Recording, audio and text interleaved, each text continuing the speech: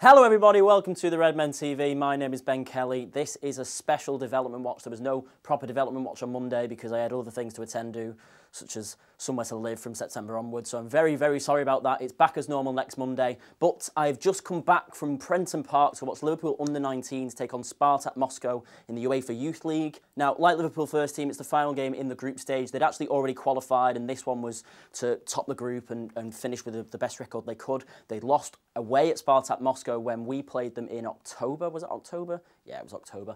They lost away in Spartak Moscow when they played in October. So this was for 5 wins and just the 1 loss on the card when it comes to going through. And they won 2-0, as you may have already heard. It was a fantastic performance for the first half from Steven Gerrard's side, but they were poor in the second half.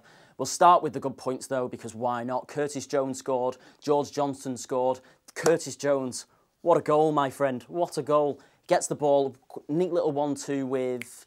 He gets the ball, it's a neat little 1-2 with Connor Masterson, and then there's 2 guys in the penalty area trying to tackle him, and the ball sticks to his feet. It's very Coutinho-esque. He kind of dances through and buries it, keeper's bottom left, bottom right at the near post. The second goal is a fantastic delivery from Ben Woodburn at a corner.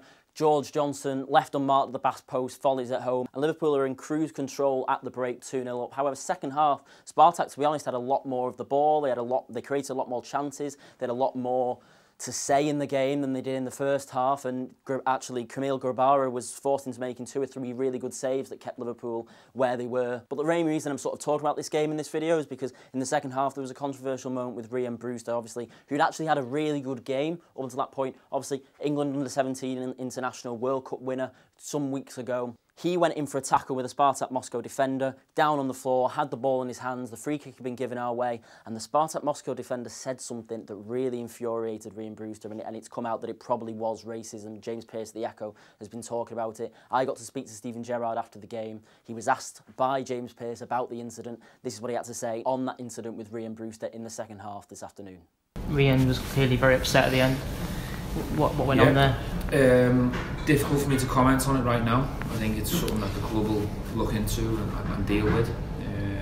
I'd rather talk about Rhian Brewster's performance. I don't want to take any shine and any gloss off that because he was superb. I think the only thing his performance was missing tonight was a goal. He held the ball very, very well. He emptied the tank for us, put a shift in there as a number 9 up there alone. Chased lots of causes. Showed real good quality in and around the box. The only thing was missing was a goal, but that was a performance that we were all very proud of. I'd rather talk about that than any instance at the end. And the right people that we need to deal with that will do. Obviously, it's a very upsetting thing. Russians, unfortunately, are kind of known for this, without wanting to sound a bit racist. Back in October, obviously, it's a very sad situation, a very upsetting situation.